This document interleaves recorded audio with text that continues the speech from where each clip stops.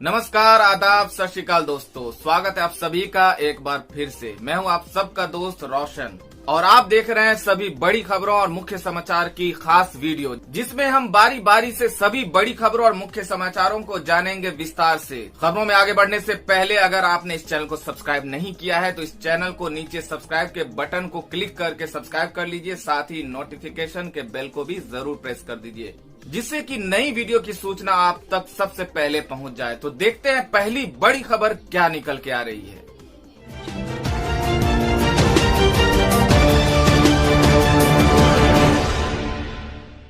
दोस्तों, इस वक्त की पहली बड़ी खबर निकल के आ रही है कि आज से लॉकडाउन पार्ट 3 शुरू। खुलेंगे ग्रीन और ऑरेंज जोन के ताले। जाने कहां कौन सी सेवाएं रहेंगी जारी। बता दें कि देश में लागू लॉकडाउन का तीसरा चरण आज से शुरू हो गया है, जो 17 मई तक चलेगा। 17 मई तक चलने वाला ये चरण अब तक के दोनों चरणों के मुकाबले काफी राहत भरा रहेगा। लॉकडाउन के नियमों में ढील देने के लिए कोरोना वायरस के जोखिम के आधार पर देश को 3 भागों में रेड, ऑरेंज और ग्रीन में बांटा गया है। तीनों ही श्रेणियों में देश में अंतर्राज्यीय यात्रा, विमान एवं ट्रेन सेवाएं 17 मई तक बंद रहेंगी। हालांकि कुछ अन्य गतिविधियों को रेड, ऑरेंज और ग्रीन जोन में वर्गीकरण के आधार पर अनुमति दी जाएगी। बता दें कि रेल, मेट्रो और हवाई यात्राएं अभी पूरी तरह प्रतिबंधित रहेंगी। सड़क मार्ग से एक से दूसरे राज्य में जाने, स्कूल, कॉलेज व अन्य शिक्षण संस्थान और होटल, रेस्टोरेंट समेत अन्य हॉस्पिटैलिटी सेवाओं को भी संचालन की अनुमति नहीं दी गई है। किसी भी जोन में 65 साल से ज्यादा उम्र के लोगों, बीमारों, गर्भवती महिलाओं और 10 साल से छोटे बच्चों को जरूरी कार्यों और स्वास्थ्य संबंधी जरूरतों के अतिरिक्त घर से बाहर निकलने की अनुमति नहीं दी गई है। बता दें कि केंद्र सरकार के आदेश के अनुसार देश भर में इस दौरान शिक्षण संस्थान, राजनीतिक, सांस्कृतिक और अन्य सभी प्रकार के एकत्रीकरण कार्यक्रम, आतिथ्य सेवाएं तथा सार्वजनिक, धार्मिक या उपासना स्थल बंद रहेंगे।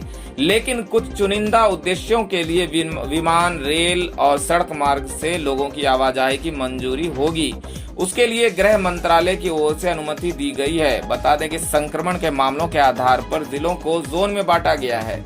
जहां 21 दिनों से कोई मामला नहीं आया है, ऐसे जिलों को ग्रीन जोन में रखा गया है। नियंत्रित मामलों वाले जिले ऑरेंज जोन में और ज्यादा मामले वाले जिले रेड जोन में हैं। स्वास्थ्य मंत्रालय के मुताबिक शुक्रवार को देश में 130 रेड जोन, 284 ऑरेंज जोन और 319 ग्रीन जोन जिले थे। सबसे ज्यादा 19 रेड जोन जिले उत्तर प्रदेश में और 14 महाराष्ट्र में हैं। दिल्ली के सभी जिले रेड जोन में हैं। बता दें कि इस बार ग्रीन जोन वाले जिलों में फिजिकल डिस्टेंसिंग के नियमों और अन्य सतर्कताओं के साथ लगभग सभी गतिविधियों की छूट दे दी गई है। बसें चल सकती है, लेकिन उसमें महज 50% यात्री ही होंगे। ग्रीन जोन में नाई की दुकान, स्पा और सैलून को भी खोलने की इजाजत होगी। यही नहीं, ई कॉमर्स कंपनियों को गैर जरूरी वस्तुओं की आपूर्ति की भी स्वीकृति मिल गई है। कंटेनमेंट एरिया के अतिरिक्त सभी जोन में ओपीडी और मेडिकल क्लिनिक खोलने की अनुमति है। बता दें कि ऑरेंज जोन में भी छूट का दायरा बढ़ा दिया गया है। इस क्षेत्र में लोगों को सुबह 7 से शाम 7 बजे के बीच गैर जरूरी गतिविधियों के लिए भी बाहर आने जाने की अनुमति दे दी गई है। नाई की दुकान, स्पा और सैलून को भी खोलने की इजाजत होगी। इन जोन में ई कॉमर्स कंपनियों को गैर जरूरी वस्तुओं की आपूर्ति की भी स्वीकृति मिल गई है। यही नहीं, ओपीडी और मेडिकल क्लिनिक खोलने को भी अनुमति मिली है। वहीं आपको बता दें कि रेड जोन में सख्ती से लॉकडाउन का पालन करना होगा। रेड जोन में रिक्शा, ऑटो, टैक्सी आदि पर रोक कायम रहेगी। रेड जोन में ई कॉमर्स कंपनियां भी केवल आवश्यक वस्तुओं की ही आपूर्ति करेंगी। कंटेनमेंट एरिया में लोगों का आना जाना पूरी तरह प्रतिबंधित रहेगा। वहां जरूरी सेवाएं लोगों के घरों तक पहुंचाई जाएंगी। हालांकि राज्य सरकारें परिस्थिति के अनुसार छूट में बदलाव कर सकती हैं। बता दें कि रेड जोन के अंदर कंटेनमेंट जोन में देश भर में प्रतिबंधित गतिविधियों के अलावा cycle, rickshaw, auto rickshaw, taxi, जिलों के अंदर और जिलों के बीच बसों की आवाजाही, सैलून, स्पा के खुलने पर प्रतिबंध रहेगा। यही नहीं, इन शहरों में सभी गैर जरूरी वस्तुओं के लिए मॉलों, बाजारों और बाजार परिसरों को खोलने की अनुमति नहीं होगी। दोस्तों, अगली बड़ी खबर में बात कर लेते हैं कोरोना संक्रमण के ताजा रिपोर्ट के बारे में। बता दें कि देश में कोरोना संक्रमितों का आंकड़ा 40,000 के पार हो चुका है।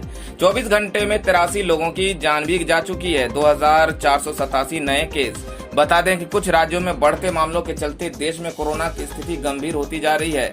महाराष्ट्र और गुजरात के साथ ही तमिलनाडु और पंजाब में नए मामलों में तेज वृद्धि हो रही है। रविवार को महाराष्ट्र में 678 मामले सामने आए, वहीं 27 लोगों की जान चली गई, जबकि गुजरात में जहां 374 नए केस मिले, वह 24 लोगों की जान गई। तमिलनाडु में 266 और पंजाब में 150 नए मामले सामने आए। केंद्रीय स्वास्थ्य मंत्रालय के मुताबिक पिछले 24 घंटे में 83 लोगों की जान गई है। 2487 नए मामले मिले हैं, जिनके साथ ही जान जाने वालों की संख्या 1306 और संक्रमितों की संख्या 40,263 हो गई है। दोस्तों, अगली बड़ी खबर निकल के आ रही है। हैदराबाद में घर वापस जाने के लिए सड़क पर उतरे हजारों मजदूर, सरकार पर लगाया ये आरोप। बता कि देशव्यापी लॉकडाउन का तीसरा चरण आज से शुरू हो चुका है, जो 17 मई 2020 तक चलेगा। केंद्र सरकार ने विभिन्न स्थानों पर रह रहे प्रवासी मजदूरों को उनके घर पहुंचाने के लिए स्पेशल ट्रेनें भी चलवाई हैं। बावजूद इसके अभी भी कई राज्यों में प्रवासी मजदूरों का विरोध प्रदर्शन सामने आता रहता है। रविवार को लॉकडाउन के चलते तेलंगाना के हैदराबाद में फंसे मजदूरों ने हंगामा किया। हैदराबाद में हजारों की संख्या में मजदूर सड़कों पर आ गए और राज्य सरकार ने उन्हें घर भेजने की मांग करने लगे। मीडिया रिपोर्ट्स के मुताबिक प्रवासी मजदूर हैदराबाद शहर में स्थित टोली चौकी फ्लाईओवर के पास इकट्ठा हुए। लोगों का कहना है कि वे बिना किसी काम के 1 महीने से अधिक समय से शहर में फंसे हुए हैं और राज्य सरकार से उन्हें उत्तर प्रदेश, उड़ीसा, बिहार और झारखंड में उनके मूल स्थानों पर वापस भेजने की व्यवस्था करे। भीड़ को शांत करने के लिए कई पुलिसकर्मी मौके पर पहुंचे। इस बीच मजदूरों ने सड़कों पर भी पथराव भी किया। बिहार के प्रदर्शनकारी श्रमिकों में से एक मजदूर ने कहा, हम तंग जगहों में रह रहे हैं। हमें शुरू में राशन मिल रहा था, लेकिन पिछले कुछ दिनों से हमें ठीक से राशन भी नहीं मिल रहा है। अगर राज्य सरकार हमारे भोजन की व्यवस्था नहीं कर सकती तो कृपया 1 या 2 दिनों के भीतर हमें घर वापस भेजने की व्यवस्था करे। झारखंड के एक अन्य मजदूर ने कहा, हमें हमारे स्थानीय पुलिस स्टेशन को अपना विवरण देने के लिए कहा गया था। हमने ऐसा किया, लेकिन तब से हमें कोई सूचना नहीं मिली है। हमें भोजन और पानी की समस्या हो रही है। तो दोस्तों, खबरों में आगे बढ़ने से पहले बात कर लेते हैं आज के माइंड क्विज के सवाल का, जिसका जवाब देकर आप जीत सकते हैं एक बम्पर इनाम। तो देखते हैं आज का सवाल क्या है। दोस्तों, आज का सवाल है, पटियाला शहर किस राज्य में स्थित है? सही जवाब नीचे कमेंट में दे सकते हैं और सही जवाब देने वाले को रैंडमली सेलेक्ट करके उन्हें दिया जा सकता है एक शानदार इनाम। तो बढ़ते हैं अगली बड़ी खबर की ओर। अगली बड़ी खबर में आपको बता दें कि अखिलेश यादव का बीजेपी सरकार पर तंज, बोले ट्रेन में श्रमिकों से टिकट का पैसा लेना शर्मनाक। बता दें कि कोरोना वायरस संक्रमण में लॉकडाउन में महाराष्ट्र के नासिक रोड में फंसे 847 लोग ट्रेन से लखनऊ पहुंचने के बाद रोडवेज की बसों से अपने अपने गृह जनपद रवाना हो गए। विशेष ट्रेन से लखनऊ पहुंचे श्रमिकों से टिकट की कीमत वसूलने को समाजवादी पार्टी के अध्यक्ष अखिलेश यादव ने बेहद शर्मनाक बताया है। समाजवादी पार्टी के अखिलेश यादव ने इसको लेकर एक ट्वीट भी किया और कोविड केयर फंड पर भी सवाल उठाया। अखिलेश यादव ने कहा कि अगर गरीबों से ही ट्रेन के टिकट के पैसे लेने थे तो कोविड केयर फंड में जो खरबों रुपया डलवाया है उसका क्या होगा। अखिलेश यादव ने केंद्र के साथ उत्तर प्रदेश सरकार पर निशाना साधा है। अखिलेश यादव ने कहा कि नासिक से ट्रेन से लखनऊ लाए जा रहे मजदूरों से रुपये वसूलने का कृत्य बेहद शर्मनाक है। उन्होंने ये भी आरोप लगाया कि उत्तर प्रदेश में भी आरोग्य सेतु ऐप से 100 रुपये वसूले जाने की खबर है। अखिलेश यादव ने रविवार सुबह 2 ट्वीट किए। उन्होंने पहले ट्वीट में लिखा, ट्रेन से वापस घर लाए जा रहे गरीब बेबस मजदूरों से भाजपा सरकार का रुपया वसूलना बेहद शर्मनाक है। आज साफ हो गया कि पूंजीपतियों का अरबों माफ करने वाला भाजपा अमीरों के साथ है और गरीब के खिलाफ। विपत्ति के समय गरीब का शोषण करना सूदखोरों का काम होता है, सरकार का नहीं। दोस्तों, अगली बड़ी खबर निकल के आ रही है कि मुंबई पुणे में रेड जोन से भी ज्यादा सख्त होगा लॉकडाउन, नहीं मिलेगी कोई छूट। बता दें कि महाराष्ट्र सरकार ने फैसला लिया है कि वो मुंबई और पुणे में लॉकडाउन को और सख्ती से लागू करेगी। इन दोनों शहरों में रेड जोन से भी अधिक सख्त लॉकडाउन होगा। इसके अलावा दोनों शहरों के करीबी शहरों में भी सख्त लॉकडाउन को लागू कराया जाएगा। अहम बात यह है कि पूरे देश में जिन इलाकों में रेड जोन है वहां से भी अधिक कड़ा लॉकडाउन इन शहरों में होगा। मुंबई और पुणे मेट्रोपॉलिटन रीजन ने जो गाइडलाइन जारी किया है, यहाँ सोमवार से कुछ भी खोला नहीं जाएगा। इन दोनों शहरों में सरकारी कार्यालय बहुत ही कम कर्मचारियों के साथ काम करेंगे। सिर्फ 5% लोगों को ही आने की अनुमति होगी। इन शहरों में 2 पहिया और 4 पहिया गाड़ियों के चलने पर भी पूरी पाबंदी होगी। बता दें कि दूसरे जोन में 2 पहिया और 4 पहिया गाड़ियों के चलने की अनुमति होगी। 2 पहिया गाड़ी पर अकेले व्यक्ति को चलने की अनुमति होगी, जबकि कार में सिर्फ 2 लोगों को चलने की आजादी होगी। बता तो अगली बड़ी खबर निकल के आ रही है कि शराब की बिक्री के लिए योगी सरकार ने जारी की गाइडलाइन, रोज इस टाइम से खुलेंगी दुकानें। बता दें कि 4 मई दिन सोमवार से एक बार फिर 2 हफ्ते का लॉकडाउन शुरू होने जा रहा है। इस बीच शराब के चाहने वालों के लिए अच्छी खबर है। तीसरे चरण में शराब और बियर की दुकानों को यूपी सरकार ने खोलने का फैसला लिया है। ग्रीन और ऑरेंज जोन के साथ साथ रेड में भी सुबह 10 बजे से शाम 7 बजे तक शराब की दुकानें खुलेंगी। हालांकि रेड और ऑरेंज जोन में हॉटस्पॉट और कंटेनमेंट इलाकों में दुकानें बंद रहेंगी। इस दौरान सोशल डिस्टेंसिंग की शर्तों का पालन करना होगा। लॉकडाउन 3 के तहत सोमवार से शुरू होने वाली गतिविधियों को लेकर यूपी सरकार ने नई गाइडलाइन जारी की है। इसमें शहरों को 3 मुख्य जोनों में बांटा गया है, रेड जोन, ग्रीन जोन और ऑरेंज जोन। बता दें कि सरकार ने रेड, ऑरेंज और ग्रीन जोन वाले जिलों में आबकारी की दुकानें खोलने के आदेश जारी किए हैं। इन जिलों में आबकारी की दुकानें सुबह 10 बजे से शाम के 7 बजे तक खुलेंगी। रेड जोन के हॉटस्पॉट में कोई भी दुकान नहीं खोली जा सकेगी। दोस्तों अगली बड़ी खबर निकल के आ रही है कि गुजरात से यूपी आ रहे मजदूरों को योगी सरकार ने नहीं दी अनुमति। नाराज वर्कर्स ने पुलिस पर फेंका पत्थर। बता दें कि गुजरात के सूरत में उत्तर प्रदेश के सैकड़ों प्रवासी मजदूर जो कि लॉकडाउन की वजह से यहां फंस गए थे, वो वापस अपने प्रदेश नहीं जा पा रहे हैं। दरअसल उत्तर प्रदेश सरकार ने इन्हें उनके प्रदेश में वापस भेजे जाने की अनुमति के बावजूद प्रदेश में आने से रोक दिया है। यूपी सरकार ने इन तमाम मजदूरों को सूरत से यूपी लेकर आ रही बसों को रोक दिया है और उन्हें प्रदेश में आने की अनुमति नहीं दी है। सूरत के पुलिस कमिश्नर आरबी ब्रह्मभट्ट ने शनिवार को बताया कि इन्हें यूपी में आने की अनुमति नहीं दी गई है। सूरत के कमिश्नर ने बताया कि गुजरात और यूपी की सरकार इस मसले के समाधान के लिए बात कर रही है। उन्होंने कहा कि भ्रम की वजह से कुछ मजदूर वापस सूरत जा रहे हैं।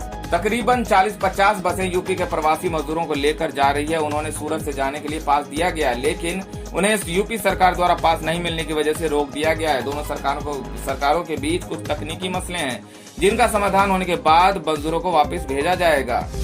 दोस्तों अगली बड़ी खबर निकल के आ रही है कि श्रमिक ट्रेन से यात्रा के लिए इन नियमों का करना होगा पालन। रेलवे ने जारी की गाइडलाइन। आपको बता दें कि देश में लॉकडाउन 17 मई तक बढ़ा दिया गया, जिस वजह से देश के अलग अलग हिस्सों में फंसे लोगों के लिए रेलवे ने श्रमिक स्पेशल ट्रेन चलाई। अब इस ट्रेन को लेकर विस्तृत गाइडलाइन जारी कर दी गई है। इस गाइडलाइन के तहत ही ट्रेनों का संचालन किया जाएगा। रेलवे ने साफ कर दिया है कि श्रमिक ट्रेनों के संचालन का पूरा अधिकार उसके पास है। ऐसे में कभी भी सुरक्षा कारणों से रेलवे इस ट्रेन के संचालन को बंद कर सकता है। वहीं बिना मास्क और स्क्रीनिंग के किसी भी यात्री को यात्रा करने की इजाजत नहीं दी जाएगी। साथ ही गंतव्य पर पहुंचने के बाद सभी यात्रियों को क्वारंटाइन किया जाएगा। बता दें कि रेलवे के मुताबिक श्रमिक स्पेशल ट्रेनों के संचालन के दौरान राज्य सरकार द्वारा दी गई संख्या के आधार पर ट्रेन टिकट की छपाई होगी। बता दें कि इसके बाद उसे स्थानीय अधिकारियों को दे दिया जाएगा। स्थानीय अधिकारी लोगों को टिकट बांटेंगे और उनसे किराया इकट्ठा करके रेलवे को देंगे। वहीं रेलवे ने स्थानीय अधिकारियों से कोऑर्डिनेट करने के लिए नोडल अधिकारी नियुक्त कर दिए हैं। ये स्पेशल ट्रेन अपने गंतव्य से पहले किसी भी स्टेशन पर नहीं रुकेगी और 500 किलोमीटर से ज्यादा दूरी के लिए ही इसका संचालन होगा। रेलवे यात्रा से पहले सभी यात्रियों की स्क्रीनिंग करेगा। इस दौरान जिनमें कोरोना के लक्षण रहेंगे उन्हें यात्रा करने की अनुमति नहीं दी जाएगी। वहीं भीड़ और भगदड़ को रोकने की जिम्मेदारी राज्य सरकार की होगी। राज्य सरकारें स्टेशन पर अतिरिक्त जवानों की तैनाती करेगी। श्रमिक ट्रेनों की यात्री क्षमता 1200 है, इससे ज्यादा यात्री नहीं सवार होंगे। वहीं यात्रियों के खाने की व्यवस्था बोर्डिंग स्टेशन पर राज्य सरकार करेगी। यात्रा के दौरान मास्क पहनना अनिवार्य है। साथ ही यात्रियों के फोन में आरोग्य सेतु ऐप होना चाहिए। 12 घंटे की यात्रा वाली ट्रेनों में एक वक्त का खाना रेलवे उपलब्ध करवाएगा। गंतव्य पर पहुंचने के बाद राज्य सरकार के अधिकारी यात्रियों की स्क्रीनिंग और क्वारंटाइन की व्यवस्था करेंगे। वहीं श्रमिक ट्रेनों के संचालन का पूरा अधिकार रेलवे के पास रहेगा। रेलवे सुरक्षा कारणों से कभी भी ट्रेन के संचालन को बंद कर सकता है। जिस ट्रेन से प्रवासी मजदूरों को भेजा जाएगा उसे श्रमिक स्पेशल नाम दिया गया है। उसमें सफर करने के लिए स्लीपर क्लास का किराया वसूला जाएगा। इसके अलावा रेलवे 50 रुपए अतिरिक्त लेगा, जिसमें 30 रुपए सुपर फास्ट किराया और 20 रुपए खाने पीने का होगा। पश्चिमी रेलवे की ओर से किए गए एक ट्वीट में कहा गया है कि सभी लोग स्टेशन न आए, सिर्फ वही लोग आए जो लोग रजिस्टर्ड हैं और जिन्हें उनके राज्य सरकार से अनुमति मिली है। किसी को भी व्यक्तिगत रूप से रेल टिकट नहीं दिए जाएंगे और न ही कोई व्यक्तिगत अनुरोध स्वीकार किया जाएगा। वहीं गंतव्य तक पहुंचने के बाद सभी को होम क्वारंटाइन किया जाएगा।